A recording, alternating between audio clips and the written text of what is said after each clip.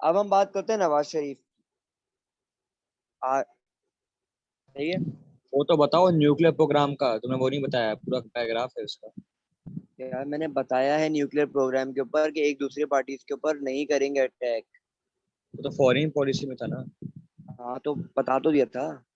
Nuclear में US का भी था कि यूएस ने रिलेशन और खराब हो गए थे जब उसका जो है पता चला कि पाकिस्तान न्यूक्लियर बन रहा है, और प्रेसलर अमेंडमेंट भी है उसमें। F-16 बस एयरक्राफ्ट भी खत्म कर दिया है, सब उसका वो लिखा हुआ है। भेज देता एक हूँ मिनट तुम्हें। एक मिनट एक मिनट एक मिनट एक मिनट, हम रिलेशंस पढ़ेंगे ना जब करेंगे ये, ठीक है। अभी आगे बढ़ते हैं। नवाज शरीफ। नवाज शरीफ जैसे ही बना प्राइम मिनिस्टर, तो जैसे शहबाज शरीफ बनते, जैसे शहबाज शरीफ अभी बना है 2 दिन पहले, तो उसने बंदे ही कह दिया कि मैं रोड सही कर दूंगा, तरक्की कर दूंगा, लोग पैसा कमाएंगे, इतना पैसा कमाएंगे। मैं पैसे बढ़ा देता हूँ, मैं सैलरीज बढ़ा देता हूँ, हर किसी की 25-25 हजार है ना मिनिमम सैलरी कर दी। ये सब किया ना, तो नवाज शरीफ जैसे ही बना, तो उसने एक काम किया, एंड दैट वाज, इसने बोला कि अब employment, industrial growth, natural resources को इस्तेमाल करेंगे, प्राइवेटाइजेशन ऑफ इंडस्ट्रीज को इंट्रोड्यूस करवाया। ठीक है, जो कि पहले भुट्टो ने किया था। इसमें प्राइवेट सेक्टर्स ने बहुत सारी इंडस्ट्रीज खोली, और बैंक्स भी खोले गए थे बहुत ज्यादा। ठीक है, अलाइड बैंक और एमसीबी जैसे बैंक खोले गए थे, प्राइवेट बैंक फर्स्ट टाइम खोले गए थे मुल्क में। पीआईए, एरो एशिया, एशिया और बोजा एयरलाइंस, ये न्यू एयरलाइंस थी जिनको बना दिया गया था। इसके साथ साथ yellow cab scheme. Yellow cab scheme ये थी कि भाई आप बंदों को, गरीबों को पैसे देंगे, वो पैसों से टैक्सी खरीदेंगे, टैक्सी खरीद के टैक्सी चलाएंगे, टैक्सी चलाएंगे तो पैसे आएंगे, पैसे आएंगे तो आप लोन वापस करेंगे। ये येलो कैब स्कीम। और तो और एग्रीकल्चर पर्पजेज के लिए भी इन्होंने लोन दिया, ताकि बंदा केमिकल अच्छा खरीद सके, जमीन को अच्छा तरीके से ट्यूबवेल इंस्टॉल करवा सके। और इसके साथ साथ एक चीज इन्होंने स्टेब्लिश की नवाज शरीफ ने, वो थी बैतुल माल, ताकि सर सर आपने पॉवर्टी को रिमूव। सर ये तो आपने बताया नहीं, जो उसने अमेंडमेंट्स थे वो चेंज कर दिए थे 113 वाले। मुझे एक बात बताओ, वो इकोनॉमिक में आएगा? नहीं। तो फिर चुप हो जाओ ना, इकोनॉमी की बात कर रहा हूँ। अच्छा, इकोनॉमी की बात कर रहे हाँ, बैतुल माल बनाया था ताकि पॉवर्टी को रिमूव किया जा सके। मोटरवे बनाने का आगाज संगमरमर रख दिया था, लाहौर टू इस्लामाबाद वाला मोटरवे जो है। और जो लोन्स पाकिस्तान ने पहले लिए थे, 1 बिलियन, 500 मिलियन, 200 मिलियन, ये सारे लोगों से थोड़े बहुत पैसे वापस भी किए, और बाकी पेट में। फिर आते सोशल एंड इस्लामिक रिफॉर्म्स। इतना सारे देखो, नवाज शरीफ खत्म हो गया आते ही चलाइए। सुनो, शरीयत बिल पास करवाया नवाज शरीफ ने। और शरीयत बिल में क्या था कि सब कुछ शरीयत के हिसाब से होगा, सारी गवर्नमेंट एजुकेशन इंस्टीट्यूट शरिया को फॉलो करवाएंगी, अरेबिक तौर पढ़ाई जाएगी स्कूल्स एंड इंस्टीट्यूशंस में। लेकिन जो अपोजिशन पार्टीज थी ना, उनको ये अच्छा नहीं लगा। क्या अच्छा नहीं लगा? कि एक मिनट,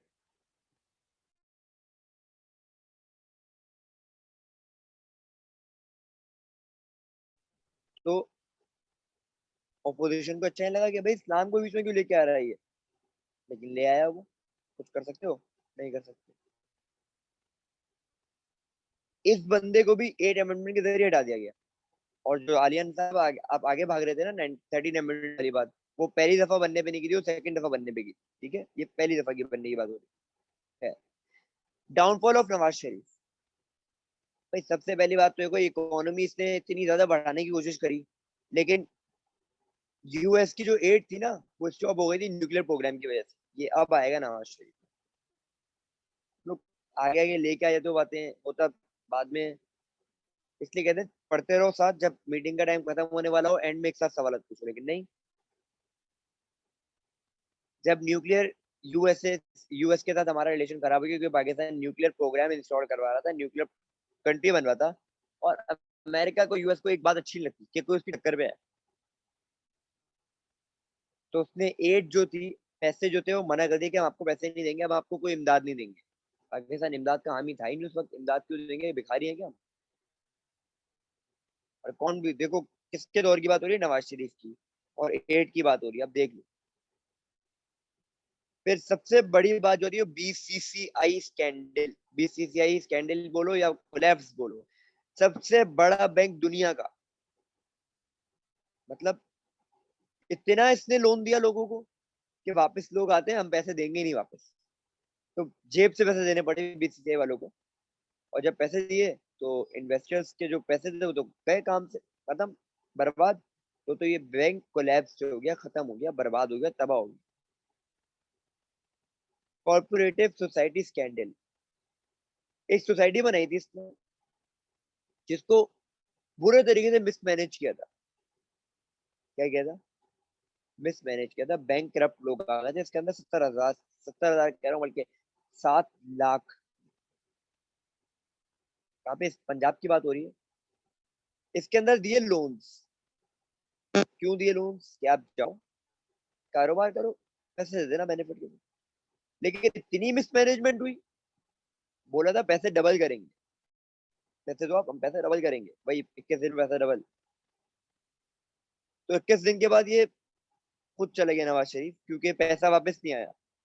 70,000 लोगों ने पैसे लगा दिए, और वो पैसे कहाँ गए किसी को नहीं पता, गायब, सात तबाह। लाख 7 लाख, सॉरी दोबारा बोल दिया, 7 लाख, सॉरी, 70,000 नहीं, 7 लाख। 7 लाख अफरादों ने पैसे खोए हैं। हर बंदे ने 1 रुपया तो दिया होगा, कम से कम 1 रुपया तो दिया होगा ना। तो यहीं से पता चल रहा है कि 7 लाख तो वैसे ही चले गए पैसे। और किसी किसी ने 1,000 भी दिए होंगे, तो किसी ने 1 लाख रुपए भी दिए होंगे। तो मोर देन 10 लाख, बल्कि उससे भी billions of rupees, billions of rupees Nawaz Sharif की फैमिली बिजनेस में लग गए। ये यहाँ पे स्टेटमेंट लिखा हुआ है, ये मैं नहीं बोल रहा। टेररिज्म, अफगान वॉर होती है, कलाशनिकोव कल्चर आ जाता है, मतलब गन्स, वेपन्स, और जितना फजूल कल्चर है ना, सारा आ जाता है। इतना common, drugs, smuggling, bomb blast, kidnapping, common हो गया सब कुछ। जब कॉमन हो गया तो टेररिज्म भी कॉमन हो गया, तो लॉ एंड ऑर्डर भी खराब हो गया। तो भाई एक लीडर है कंट्री का, संभाल ही नहीं सकता, तो उसका होने का फायदा क्या? तो भाई प्रेसिडेंट साहब लगाते हैं 8 अमेंडमेंट, गुलाम इसाक खान 8 अमेंडमेंट लगाता है, नवाज शरीफ को हटा देता है। अब आती है बेनजीर भुट्टो दूसरी दफा, सेकंड लास्ट टॉपिक हमारा आज का। बेनजीर भुट्टो आई, और सबसे पहला जो काम किया था ना, वो उसने ये किया था एग्रीकल्चर रिफॉर्म्स के अंदर। पहला दूसरा छोड़ो, एग्रीकल्चर रिफॉर्म्स की बात करते हैं। एक एग्रीकल्चर पॉलिसी इंट्रोड्यूस करवाई 1994 में, जिसमें बोला कि रूरल सेक्टर में भी अब एग्रीकल्चर फार्मिंग होगी। साथ साथ ये भी बोला कि भाई पाकिस्तान में ना एग्रीकल्चर की वजह से बहुत पैसा आता है, तो एग्रीकल्चर में आप इन्वेस्टमेंट करो, काम करो। एक एग्रीकल्चर इन्वेस्टमेंट बोर्ड बना दी, ताकि एग्रीकल्चर को प्रमोट कर सके। और तो और ये भी कह दिया कि एग्रीकल्चर के लिए जो मशीन आ रही हैं उसके हम लोग इंपोर्ट कम करेंगे, लेकिन जो एग्रीकल्चर का आउटपुट है उसकी एक्सपोर्ट करेंगे। मतलब जो मशीन इंपोर्ट के लिए आएगी उसे कम करेंगे, लेकिन जो चीज उगेगी हम उसे बाहर बेचेंगे।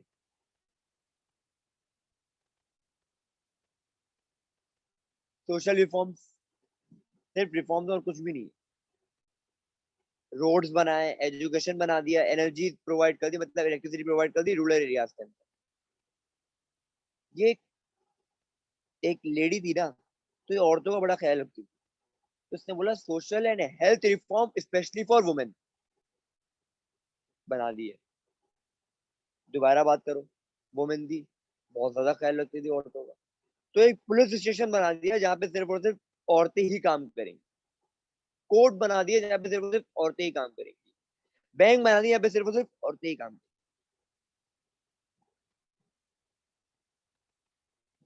ये सब क्या था? Social reform.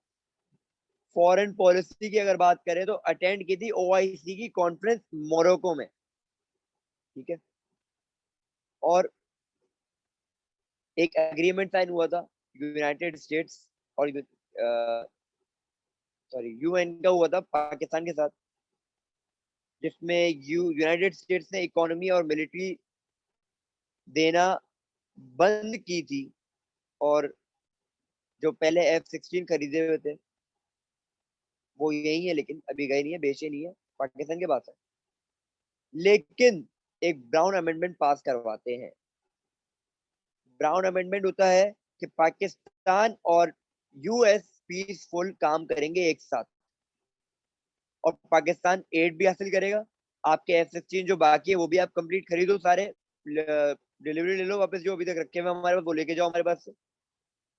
ये था ब्राउन अमेंडमेंट। ठीक है, तुर्की भी गई तुर्की से ताल्लुकात अच्छे करने के लिए, चाइना भी गई चाइना से ताल्लुकात अच्छे करने के लिए। लेकिन जब चाइना के तो थोड़ा और फायदा हो गया, चश्मा न्यूक्लियर पावर प्रोजेक्ट लग गया, 300 मेगा वॉल्ट इलेक्ट्रिसिटी जो प्रोड्यूस करता है। ठीक है, लोन लिए वर्ल्ड बैंक से और IMF से। Downfall of Benazir Bhutto second time की बात हो रही है यहाँ पे। होता कुछ ये, इनके हो जाता है कॉन्फ्लिक्ट नवाज शरीफ के साथ, क्योंकि दो ही पार्टी, एक आ रहा है एक जा रहा है, एक आ रहा है एक जा रहा है। नवाज शरीफ शुरू कर देता है ट्रेन मार्च, दिल वाले दुल्हनिया ले जाए शुरू कर देता है, और ट्रेन में आके खड़ा हो जाता है और कहता है हम भुट्टो के खिलाफ, सॉरी हम भुट्टो के खिलाफ है, सही कहा मैंने। ठीक है, स्ट्राइक्स करवाता है, वो ट्रेन बैठा हुआ है, ट्रेन के जरिए चलने का आदि नहीं है ना, पेट निकला हुआ बच्चे का, चलना नहीं है, तो ट्रेन के जरिए मार्च करेंगे हम। ठीक है, और कहां तक होगी, कराची से पेशावर तक। पैदल भी नहीं जाएंगे, गाड़ियों में भी नहीं जाएंगे, बाइक पे भी नहीं जाएंगे, हम ट्रेन में जाएंगे। ऐसे ना बोलो, कोई सपोर्टर होगा भाई यहाँ बैठा होगा। कोई बात नहीं, होने दो सपोर्टर। करप्शन चार्जेस लगते हैं, आसिफ अली जरदारी की वजह से बेनजीर पे इतने करप्शन चार्जेस लगते हैं, मतलब लीडर कौन है, बेनजीर, चार्जेस किसके ऊपर, जरदारी के ऊपर, जरदारी की वजह से बेनजीर का नाम खराब। और इनका कॉन्फ्लिक्ट हुआ था इनकी खुद की फैमिली मेंबर के साथ। क्यों भाई, ऐसा क्या होता है फैमिली मेंबर और घर वालों के साथ क्या होता है इनके? वो नुसरत भुट्टो अपने बेटे को बनाना चाह रही थी प्रेसिडेंट। बिल्कुल सही। नुसरत भुट्टो कहती है कि भाई मेरा बेटा है, वो बनेगा, तुम कौन हो, तुम एक औरत हो, घर पे बैठो, बर्तन दो। नहीं भाई, मैं तो प्राइम मिनिस्टर बनूंगी। तो इनके आपस में ही बड्डे चल रहे हैं। लेकिन 1996 में मुर्तजा मारा जाता है कराची में। किसी भी बंदे को इसके मर्डर चार्ज पे अरेस्ट नहीं किया जाता, क्योंकि बेनजीर खुद अपोज की जा रही थी उस पर हर किसी से। फिर आता है 8 अमेंडमेंट, फिर वही बात, प्रेसिडेंट था लघारी उस वक्त, अब इसाक खान नहीं है, अब लघारी है। इन दोनों का जो है वो हो गया था, अनबन हो गई थी।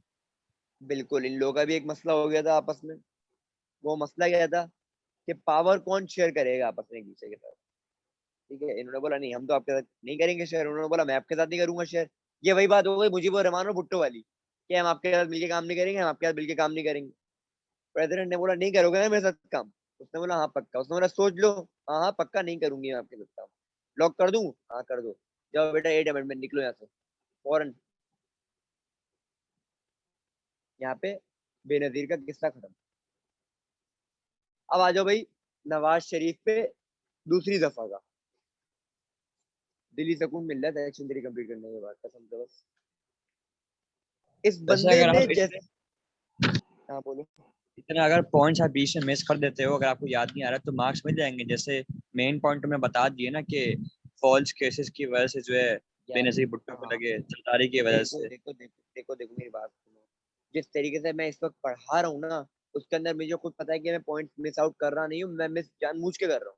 क्यों? क्योंकि इतना टाइम है नहीं, पहली बात। दूसरी बात, अगर मैं वो चीजें लेके आ जाऊं जिसके अंदर कॉन्फ्लिक्ट होना शुरू हो जाए, समझ में नहीं आए, तो जो कॉन्सेप्ट क्लियर है ना वो भी मिसकॉन्सेप्शन आ जाएगी उसके अंदर, कंफ्यूजन क्रिएट हो जाएगी।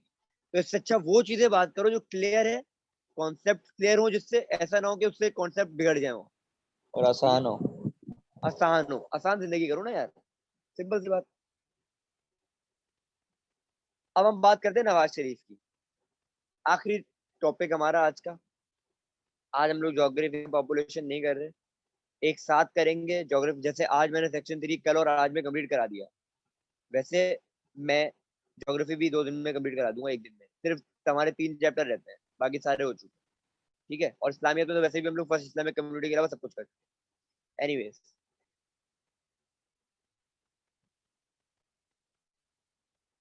अब हम बात करते हैं 8 अमेंडमेंट के ऊपर अपील करी थी किसने, नवाज शरीफ ने, और 13 अमेंडमेंट ले आया था इलेक्शन जीतने के बाद।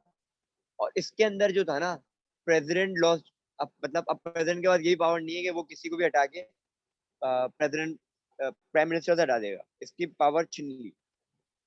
ये काम किया था नवाज शरीफ ने। क्यों किया था? क्योंकि इसको पता था कि जब मैं लास्ट टाइम आया था तो मुझे प्रेसिडेंट ने हटाया था, कहीं इस दफा भी ना हो सामने वाला बोले तू मेरा मुद्दा छुट्टी कर, फिर क्या कर लूंगा मैं। सर क्या? सर जो नवाज शरीफ था शरारती बच्चा, उसने सारी चीजें अपने पास रख ली थी ना, मतलब पावर्स सारी चीजें अब सेकंड अपने इन। पास है प्राइम हाँ मिनिस्टर, तो बिल्कुल। बस जल्दी से आगे बताएं। ठीक है, कॉन्स्टिट्यूशन रिफॉर्म्स थे। कॉन्स्टिट्यूशन में थोड़ी तब्दीली करवाई, आइन में तब्दीली कहते हैं ना, आइन में तरामीम की, क्या कहते हैं वो अल्फाज मुझे याद नहीं आ रहा, आइन में तरमीम की, वो ये होती है। 15 अमेंडमेंट और 14 अमेंडमेंट इसके अंदर पेश करवाया, जिसके अंदर ये था। सबसे पहले तो 13 आ गया। 13 के अंदर हमें बता दिया कि भाई अब प्राइम मिनिस्टर की पावर ज्यादा है। 14 में बोला कि पॉलिटिशियन है ना, एक पार्टी से दूसरी पार्टी में नहीं जा सकते।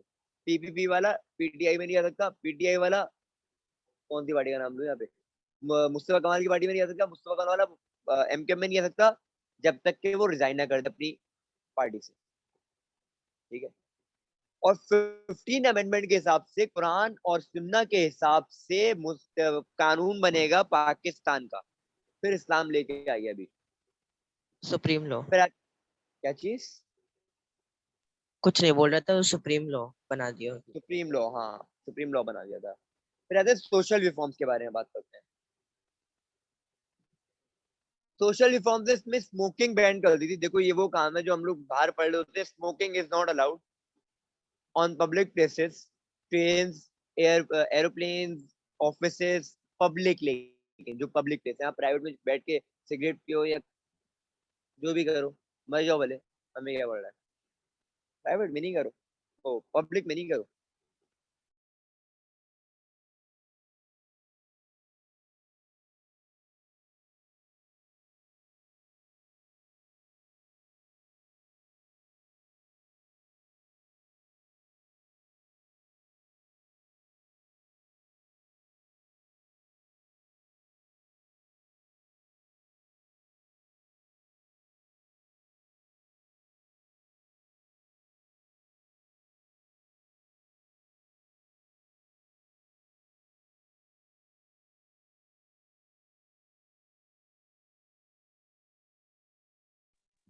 माइक तो म्यूट नहीं है।